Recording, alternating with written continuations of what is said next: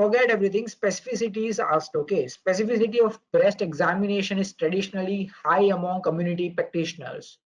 A team of new researchers set a goal to increase the specificity from the previously reported value of 74%.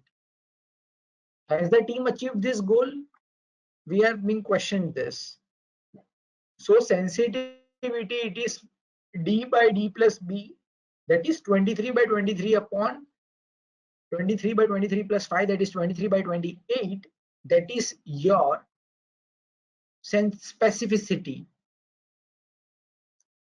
The specificity is 23 upon, let us calculate.